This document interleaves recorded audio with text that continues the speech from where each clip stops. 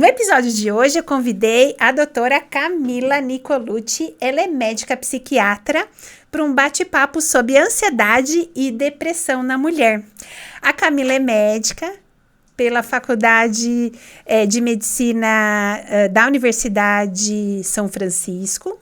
Ela é psiquiatra, mestre em Ciências da Saúde também pela Universidade São Francisco, com pesquisa realizada na Universidade de Coimbra, em Portugal.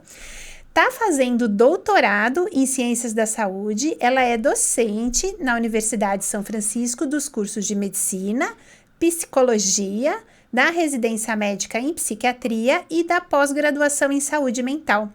Camila, muito obrigada por ter aceitado o convite para estar falando aqui com a gente. É uma honra.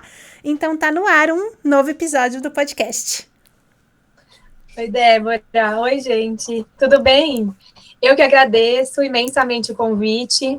Eu gosto muito sempre de poder participar dessas coisas, porque eu acho tão importante a gente falar sobre saúde mental, né, que é um assunto ainda que tem muito tabu envolvido. Então, eu fiquei muito feliz com o seu convite, ainda mais uma profissional que eu admiro tanto. Ah, obrigada, Camila. Eu acho assim que o mundo tá ansioso, né? Agora você vai falar mais sobre isso, que você é super especialista. Então, o mundo tá ansioso, mais deprimido. Você acha que sempre foi assim, ou agora que a gente tem um acesso maior à comunicação, a gente tem percebido mais? Eu acho que tem alguns fatores que são importantes, assim. Primeiro que o primeiro fator que eu acho que é relevante é o fato de que antes os adoecimentos mentais, eles não eram reconhecidos, legitimados como, de fato, adoecimentos, né? Uhum. Como transtorno. Então, eu acho que também a gente tinha uma baixa de diagnósticos, né? Então, penso que na época dos nossos avós, também tinham pessoas ansiosas, também tinham pessoas depressivas, também tinham pessoas que pensavam em morrer, por exemplo, né? Mas que isso era muito menos falado, ou visto como uma coisa meio estranha, ou até de um contexto religioso, né? Então, eu acho que tem essa questão de uma baixa do diagnóstico, né, do desconhecimento da patologia, mas, ultimamente, as últimas gerações são muito mais ansiosas e deprimidas, né? O excesso de informação, a velocidade de informação que a gente recebe, o nosso contexto social, socioeconômico mesmo, né? As nossas demandas, a gente acumula cargos, acumula atividades, uma exigência e uma competitividade que faz com que a gente esteja sempre ligados, né, sempre atentos, a gente não consegue desligar, né, a gente não consegue ter um momento de tédio, e esse momento de tédio a gente se sente culpados por não estar produzindo, né, então é uma demanda bem capitalista, assim, né, cultural, social e econômica, que acabou adoecendo um pouco mais as últimas gerações. Eu acho também, né? Claro que você é especialista, mas eu vejo que a gente tá conectado o tempo todo, né? Então a gente tá no celular o tempo todo, ou no computador, ou nos dois, a gente tá com um monte de aba do computador aberta, um monte de aba do celular aberta, né? Páginas. E isso é bom, é bom. Eu adoro a tecnologia, tanto que a gente tá aqui hoje, né? Sim. Eu adoro, eu acho que é uma informação que dá uma possibilidade para as pessoas entenderem melhor o que está acontecendo com elas, com o mundo, mas ao mesmo tempo, tudo em excesso, né? A gente tem malefício e principalmente para a nossa saúde mental. Camila, a ansiedade, ela caminha de mão dada com a depressão, né? E eu já ouvi, assim, isso foi alguma coisa assim de orelhada mesmo. Ouvi que quem é muito ansioso é aquela pessoa que tá sempre pensando lá na frente, lá na frente, lá na frente, né? No futuro, em alguma coisa que pode acontecer de errado no futuro. E quem tá deprimido é alguma pessoa que fica remoendo o passado. É verdade isso? Se a gente for pegar os critérios diagnósticos dos transtornos psiquiátricos, né, dos transtornos ansiosos ou dos transtornos depressivos, a gente vai ver que isso tem um fundo de verdade, sim. Porque uma das características do ansioso é ter preocupações excessivas e sofrer por antecipação. Então, aquela pessoa que sempre fica, ai meu Deus, o que vai acontecer, o que vai acontecer? Então, por isso a preocupação do futuro. E muitas das características do deprimido é aquela questão de traumas, de vivências, de angústias remotas, né, de uma baixa perspectiva futura, né, então tem um fundinho de verdade, sim, se a gente for pegar as características diagnósticas, né?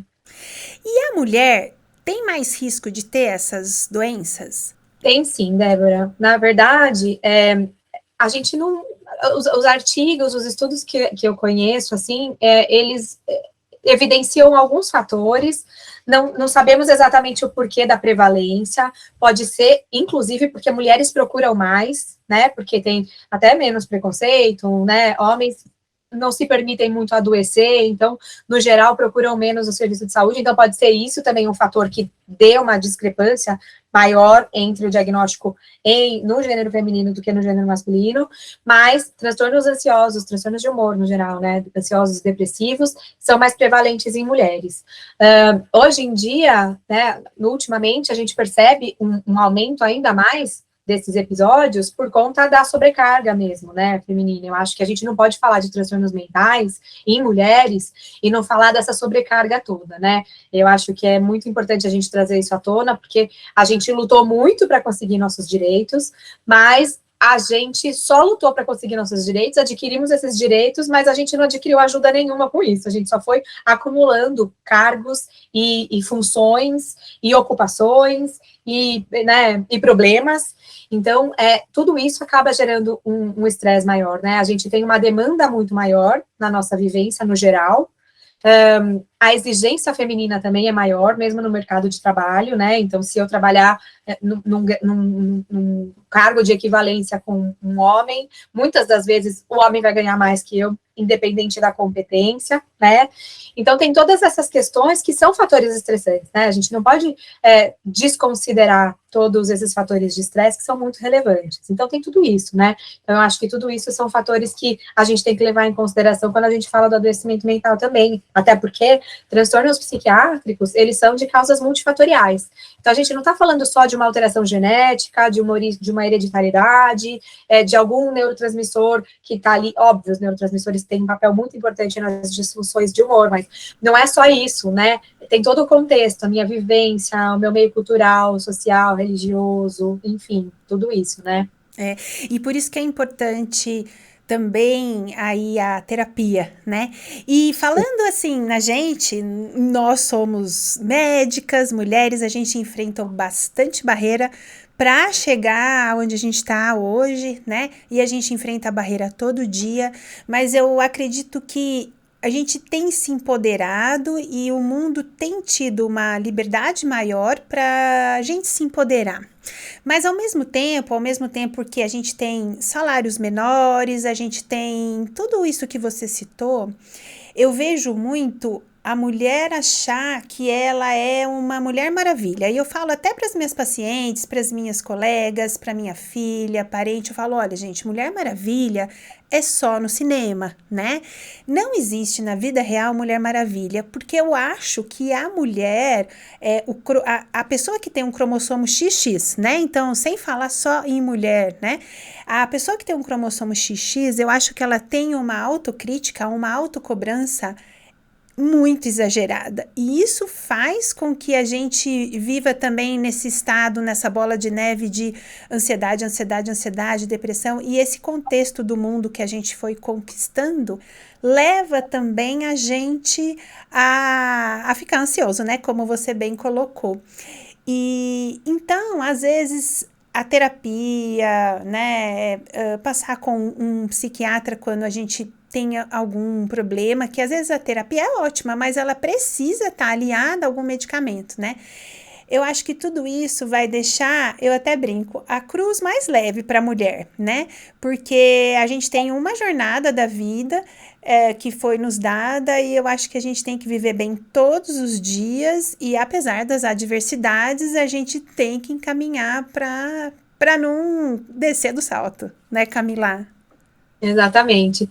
Eu costumo brincar que a gente tinha que nascer e ir para terapia, né? Porque é inevitável que a gente tenha conflitos ao longo da vida.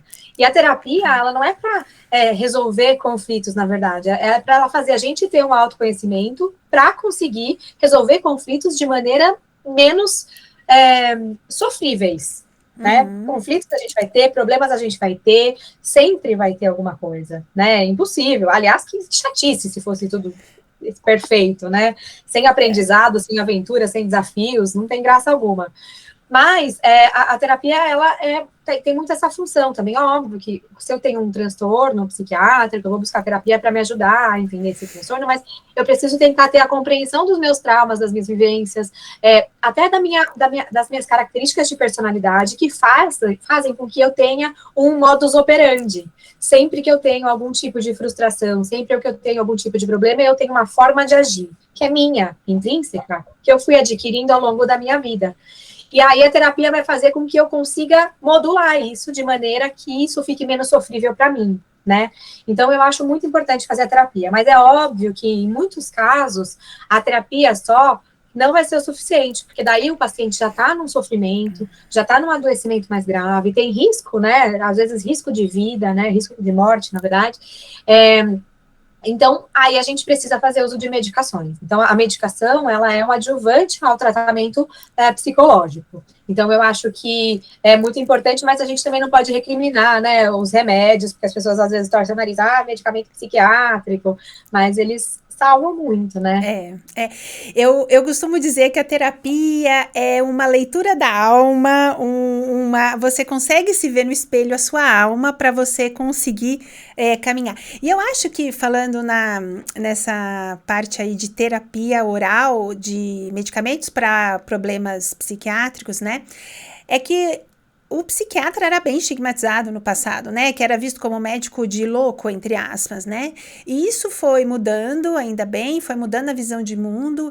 E hoje, nossa, eu acho que a gente teve uma evolução em relação à cultura da psiquiatria. E hoje, muitos pacientes não têm mais aquele receio de estar falando, eu tomo um remédio. Eu costumo também falar para as minhas pacientes assim, olha, você podia ter diabetes, você podia ter hipertensão. Agora, se você tem um problema psiquiátrico, né, às vezes é algum neurotransmissor ali que não está na concentração que devia estar, por algum motivo ou outro, não é que nem amidalite, que você vai lá e toma um antibiótico 7 dias e para. Não, você vai ter que seguir, pode ser que tenha que trocar, pode ser que tenha um ajuste, é que nem então, quem tem diabetes mesmo, pode ser que tenha uma crise, tenha que ser internado, né, no caso do diabetes. Então, para a saúde mental, eu acho que fica mais leve essa pegada, eu até falo, em comparar com outras doenças, porque assim, é fácil você falar, você tem hipertensão, você vai lá, mede, é bem palpável para o paciente, ou falar, você tem diabetes, seu exame está alterado. Agora, não tem como a gente palpar uma doença mental, né, porque até as pessoas do nosso convívio, talvez assim, até por amor, falar, não é nada, daqui a pouco você melhora, não é nada, às vezes é um julgamento que às vezes é muito amor da pessoa mesmo, que não quer ver aquela pessoa sem ver luz no fim do túnel, né, Camila? Camila, o que é crise do pânico? Ela vem do nada, assim, a pessoa de repente tem um pânico? Como que é? Então, a gente tem algumas questões, né? A gente tem a síndrome do pânico, que é um transtorno, e a gente tem a crise do pânico, tá? A síndrome do pânico é um transtorno psiquiátrico da família das ansiedades. Então, eu tenho uma sensação de palpitação, mal-estar, às vezes sensação de morte, aperto no peito, uma angústia, sudorese, tremor, uma sensação de que eu estou respirando, mas que não está entrando ar suficiente. Às vezes a gente tem até despersonalização, que é quando você tem a sensação de que o seu corpo não está ali, parece que é uma coisa que você está assistindo o que está acontecendo como se você estivesse de fora, né? Então, são sintomas que podem ter um período autolimitado, então tem uma duração, e eles costumam cessar espontaneamente. Só que quando eu falo da síndrome do pânico, essas crises geralmente não têm desencadeantes, e elas acontecem com uma frequência significativa, trazendo um sofrimento e um prejuízo para o paciente. Então, de repente, o paciente tem uma crise de pânico diária, às vezes mais do que uma por dia, pode ser só semanal, mas isso já é motivo para o paciente se sentir muito angustiado. Zero motivo mesmo, pessoas, às vezes, está sentada no sofá e tem uma crise, tem gente que está dormindo e acorda no meio da madrugada numa crise, né? E uma coisa também que é uma característica da síndrome do pânico é a pessoa que tem as crises, mesmo quando não está tendo crises, ela tem medo de ter a crise. Então, eu costumo falar, a pessoa tem medo de ter o medo, né? Porque daí você fica sempre naquela, quando vai acontecer? Ai, meu Deus, quando vai acontecer? Então, às vezes a pessoa tem uma palpitação, porque subiu uma escada, nem é uma crise, mas pensa, quando eu tive a crise, eu tive uma palpitação, então acho que é um desencadeante, e daí começa a ficar nervoso, ansioso, e acaba desencadeando uma crise, né? Então, é basicamente isso. E quando eu falo de crise do pânico, fora do transtorno, é a mesma sintomatologia, então o paciente tem palpitação, tem falta de ar, tem uma sensação de medo, uma angústia, uma crise ansiosa mais forte, assim, uma sensação de medo presente, até a gente fala que tem uma sensação de medo iminente da morte. Entretanto, ela é autolimitada. Então, eu posso não ter uma síndrome do pânico, mas, de repente, eu estou num momento mais ansiogênico da minha vida, e aí eu tenho uma crise. Mas ela acontece ali, se resolve ali, e eu nunca mais tenho nada, né? Então, pessoas que não tenham transtornos psiquiátricos também podem ter crises do pânico, eventualmente, né? Então, tem essa diferença. Ai, que interessante. É bem interessante para você que está ouvindo, porque às vezes a pessoa pode até ficar rotulada, né? Ela teve um episódio por algum momento da vida dela. Camila, e depressão? E um outro termo que não é muito falado, distimia. Uhum. Como que linha eles têm de conexão entre um e outro? A depressão e a distimia são da mesma família, né? Quando a gente fala da depressão, vulgarmente falando, a gente está falando de um transtorno depressivo maior. Então, é quando o indivíduo tem sintomas de melancolia, tristeza, desânimo, falta de vontade de fazer as coisas, diminuição do pragmatismo, que é dos autocuidados, ele tem essas sensações de mais para baixo, de estar mais para baixo, né, emoções mais negativas, pensamentos mais negativos e pessimistas, que duram quase todos os dias, na maior parte do tempo, que geralmente tem uma duração de pelo menos 2 semanas, tem uma duração de alguns meses, mas não necessariamente é uma coisa que seja crônica. Então, a gente tem um episódio de transtorno depressivo recorrente, a gente também tem episódios depressivos que são mais curtos, né? Pode haver uma cronicidade, mas não necessariamente. Quando eu falo da distimia, antigamente eles falavam que a distimia, ela era até uma personalidade, assim, né? Uma personalidade distímica, é como se o indivíduo nascesse distímico, né? Já tem um comportamento padrão mais depressivo, mais para baixo.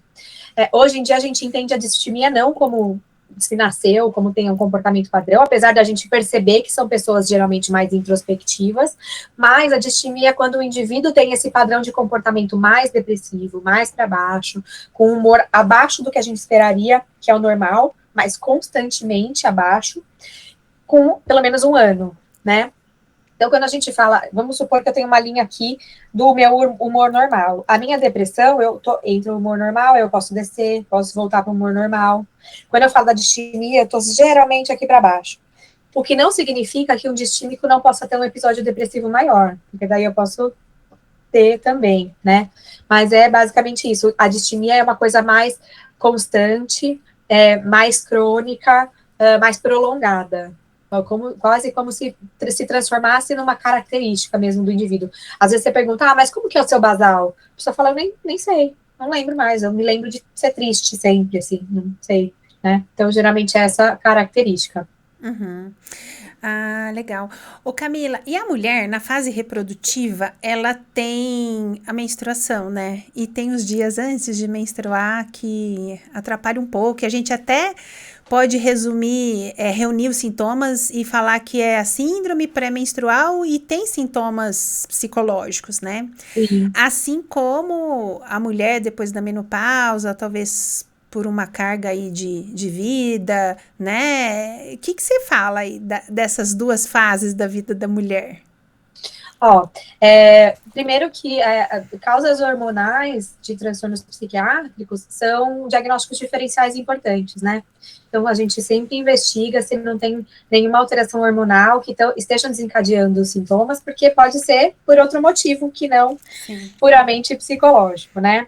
E existe um transtorno que chama transtorno disfórico pré-menstrual, que é aquele episódio de irritabilidade que antecede o ciclo, que geralmente aparece em todos os ciclos menstruais, que duram apenas, depois que começa a menstruação, né, pode durar até uns dias depois, mas geralmente cessa logo ali, só que trazem um transtorno e um prejuízo significativo para a vida desse paciente, uma alteração de humor muito intensa e até uma dificuldade, às vezes, na dinâmica dessa pessoa, né, interferindo em relações pessoais, em relações de trabalho, né, então isso requer tratamento e é um diagnóstico psiquiátrico reconhecido, né. Entretanto, algumas pessoas não preenchem critérios diagnósticos para um transtorno disfórico pré-menstrual, mas sim, sentem aquela TPMzinha, né, sentem uma oscilação de humor, mas a maioria das vezes essa oscilação de humor é algo mais pontual, que não necessite, talvez, de uso de medicação, né. E o mesmo acontece ali no climatério e na menopausa. Por conta dessa oscilação hormonal muito intensa, a gente acaba tendo uma oscilação de humor, na gestação também, né? Bastante. Então, a oscilação hormonal faz com que o nosso humor fique maluco, assim, né?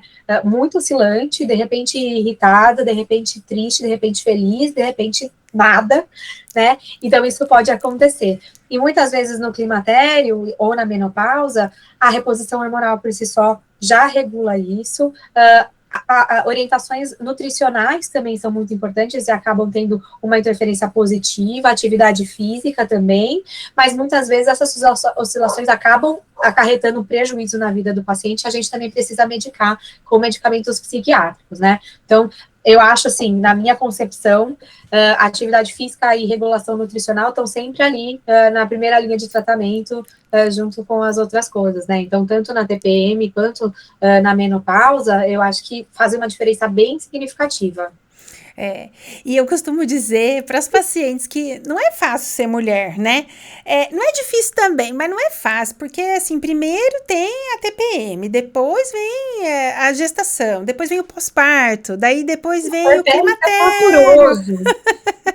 Então, assim, ainda bem que tem alguns parceiros que compreendem e continuam do lado da mulher, né? Porque tem parceiro que às vezes não compreende e sai correndo. Então, eles são fantásticos, eu costumo elogiar bastante, eu falo, ainda bem que você tá aqui com a sua esposa, porque você podia não estar aqui, né? E para quem tá ouvindo a gente, para entender que a gente consegue ter ajuda, a gente consegue ter uma qualidade de vida melhor, o exercício físico e a alimentação são aliados aí para tanta coisa da nossa vida, proteção cardiovascular, proteção contra a síndrome metabólica, proteção contra a exacerbação de quadros psicológicos, né? E de quebra, a gente consegue ficar com um corpo melhor, né? Então, seria, assim, um efeito secundário e não o primário que a gente costuma, às vezes, só ter esse objetivo. E Camila, para quem está ouvindo a gente, você quer deixar uma mensagem final? Olha, uma coisa que eu acho importante ressaltar, apesar de parecer boba, né? Mas eu acho que às vezes a gente se perde um pouco nisso. Eu acho que a gente tende a se deixar muito de lado ultimamente, né? Essa correria da vida, a gente quer produtividade o tempo todo, e às vezes a gente faz coisas na nossa vida meio que para mostrar, assim, né? Meio que para cumprir tabela. Eu acho importante a gente olhar para dentro, sabe? Então, quando eu faço uma atividade física, eu tenho que fazer por mim, né? Eu tenho que fazer como se fosse trazer isso para a nossa vida, né, de melhorar a nossa saúde, a qualidade de sono, a alimentação e introduzir atividade física, na mesma intensidade que você escova o dente, entende? Porque é importante que a gente consiga ter esses momentos de relaxamento, de desligamento, se permitir ficar no tédio, se permitir parar, se permitir desconectar. Então, eu acho que a informação principal, a coisa principal, assim, que a gente precisa ressaltar é essa, né? Se permitir desconectar. E também levar em consideração que transtornos mentais, eles existem, né? Não é coisas que são inventadas, só quem passou por isso sabe. E tratamento também existe, então não existe uma luz no fim do túnel, então eu acho importante que a gente tenha essa concepção, né, que a gente diminua um pouco essa psicofobia, né, diminua um pouco os tabus e os estigmas que envolvem o acompanhamento psiquiátrico e sempre procure ajuda. Então eu acho que esse é meu recado. Não é frescura, né, Camila? Não é de Não forma é alguma. frescura. Camila, Aonde que o pessoal te encontra aí na rede social, que eu sei que você posta bastante coisa de uma forma assim lúdica e é incrível. Eu adoro suas postagens. Obrigada. Meu Instagram é @doutora Camila Nicolucci. Camila é com 2 L's, Nicolucci é CCI no final. E eu atendo aqui em Bragança, então se quiser me procurar, eu estou sempre por aqui. Então tá bom. Ó, um beijo. Amei falar com você. Sinta-se bem abraçada. Eu também, Débora. Muito obrigada. Foi um prazer estar aqui com vocês e parabéns pelo podcast, que é muito bacana. Um beijo. Outro. Tchau, tchau. Até. Tchau, até. Muito obrigada por ouvir esse podcast. Se for útil para você esse episódio, compartilhe com os amigos e nos siga na sua plataforma favorita para você ficar por dentro de todos os assuntos do podcast Saúde da Mulher em Pauta.